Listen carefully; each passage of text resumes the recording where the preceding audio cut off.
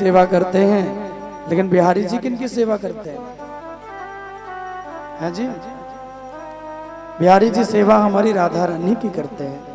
आप अगर कभी निधिवन में आए हो, सेवा कुंज में आपने देखा हो, रास करते हुए जब राधा रानी थक जाती हैं तो हमारे श्याम सुंदर स्वयं अपने कोमल हाथों से श्री राधा जी के चरणों को दबाते हैं। तो व्रज की जो ठाकुरानी है ना, वो हमारी किशोरी जी है, वो हमारी राधा रानी है। गुरुदेव भगवान कहते हैं, इसलिए पहले राधा जी के चरणों में प्रणाम किया। श्री कृष्णाय वयम नमः। पहले किशोरी जी के चरणों में नमन कर लिया, उन्हें प्रणाम कर लिया, बाद में भगवान के चरणों में प्रणाम किया। दूसरे श्लोक में वेद व्यास के सुपुत्र जो सुखदेव जी महाराज हैं, उनके चरणों में प्रणाम किया गया। सुखदेव जी महाराज अपने माँ के गर्भ में 1-2 नहीं बल्कि पूरे 12 साल रह के आए हैं। कोई भी जीव हो दुनिया में तो 9 महीने बाद माँ के गर्भ से बाहर आ जाता है, लेकिन ये तो अपने माँ के गर्भ में पूरे 12 साल रह के आए।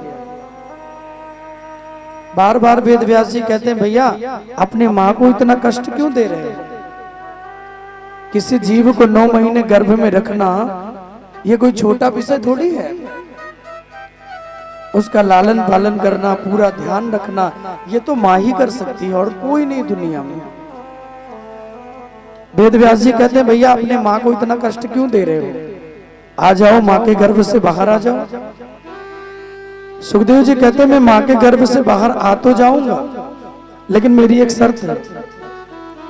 बोले शर्त क्या है? बोले शर्त ये है कि जिन्होंने माया को बनाया है वो मायापति भगवान स्वयं आके कहें कि उनकी बनाई हुई माया का मुझ पर कोई असर नहीं होगा।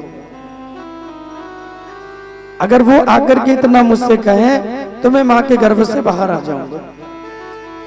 और ये सुखदेव जी कोई साधारण नहीं है, राधा रानी के निकुंज में रहते हैं। सुख नाम के तोते से राधा रानी को बड़ा ही प्रेम है, और किशोरी जी के निकुंज में भगवान के अलावा कोई भी पुरुष नहीं जा सकता है। केवल सुख ही वहां रहते हैं किशोरी जी के संग में। एक दिन भगवान गोलोक धाम में बैठे थे, नेत्रों में भगवान के अश्रु आ गए, तो राधा जी पूछने लगी, प्रभु आपके नेत्रों में अश्रु क्यों आए? क्या संसार में कोई कुछ होने वाला है? आप इतने दुखी क्यों हैं? तो प्रभु कहते हैं कि देवी, सतयुग त्रेता द्वापर बीत जा रहा है, कलयुग आने वाला है, और इस कलयुग में लोग धर्म कम करेंगे, अधर्म ज्यादा करेंगे, सत्य कम बोलेंगे, झूठ ज्यादा बोलेंगे, पुण्य कम होगा और पाप सबसे ज्यादा होगा। इसलिए देवी दुनिया में मेरा कोई भक्त जाए, मेरा कोई अनुयायी जाए जो दुनिया में मेरी कथाओं को श्रवण कराए, और मेरी कथाओं का श्रवण करा के उन व्यक्तियों को पापों से मुक्ति दिलाए। किशोरी जी ने कहा कि प्रभु ऐसा कौन है, ऐसा कौन है जो जाएगा और पापों से मुक्ति दिलाएगा? भगवान कहते हैं, सुख को भेज दीजिए, ये सुख मुझे बड़े प्यारे हैं, ये जाएंगे दुनिया में तो सबका कल्याण करेंगे। राधा जी कहती है, नहीं प्रभु, सुख से हम बहुत प्रेम करते हैं, और किसी को कहिए हम भेज दें, सुख को नहीं भेज सकते। बार बार भगवान के निवेदन पर श्री किशोरी जी ने सुख को भेजा। भगवान की परिक्रमा करके सुख वहां से चले। भगवान ने कहा कि जाओ कैलाश पे जाके रुक जाना, वहां बाबा भोलेनाथ पार्वती जी को कथा सुना रहे होंगे, वो कथा सुन लेना, फिर जाके दुनिया में मेरी कथाओं को सबको श्रवण कराना। और गोविंद ने इतना भी कहा कि जो मेरी कथाओं का एक शब्द भी श्रवण कर लेगा, एकैकम अक्षरम पुंसाम महापातक नाशनम, मेरे कथा का एक शब्द भी किसी के कान में पड़ गया तो उसके जन्म जन्मांतर के जो पाप है वो कट जाएंगे और जल के भस्म हो जाएंगे। राधे राधे बोलना पड़ेगा, जोर से बोलना पड़ेगा। उसके जन्म जन्मांतर के पाप कट जाएंगे।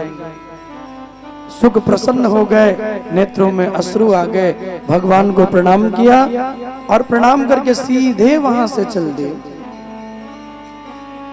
और जब वहां से चलते हैं नीचे आने लगे तो कैलाश पे पहुंच गए। और जब वो कैलाश पे पहुंचे ना तो भगवान भोलेनाथ वहां बैठे हुए हैं। पार्वती जी अमर कथा सुनने की जिद करके बैठी हैं। हे भगवान महादेव, मुझे अमर कथा सुनाइए। भगवान कहते हैं कि देवी हम तुम्हें कथा तो सुना देंगे, लेकिन कथा की एक विशेषता है। बोले क्या? भगवान भोलेनाथ कहते हैं कि कथा में नींद बहुत आती है, कथा में आलस्य बहुत आता है, कथा में निद्रा बहुत आएगी। क्यों आती है?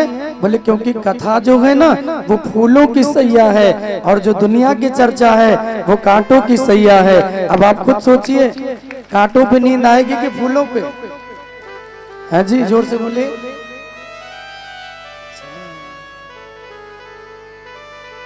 आपके बिस्तर में कांटे लगा दें, या आजकल ठंडी का महीना है, जब आप सोने के लिए जाओ तो ले जाके ठंडा ठंडा पानी डाल दें और फिर कहें लेट जाओ, तो क्या नींद आएगी? और एकदम बढ़िया मखमल बिस्तर लगा हो, फूल लगे हो, गुलाब का फूल पड़ा हो, अंदर एकदम गरम गरम गीजर चल रहा हो, ब्लोवर चल रहा हो, हीटर चल रहा हो, अच्छा लगेगा कि नहीं? बहुत लगेगा, बहुत अच्छा लगेगा। तो नींद वहीं आती है जहां आनंद होता है। विषयानंद में कभी नींद नहीं आती। लोग आनंद तो बहुत लेते हैं, लेकिन उसे वो आनंद नहीं मिलता, शरीर का सुख नहीं मिलता कि उन्हें नींद आ जाए। लेकिन भगवत कथा का जो आनंद है वो जब श्रवणों में पड़ता है, अपने आप से जीवन में निद्रा आ जाती है।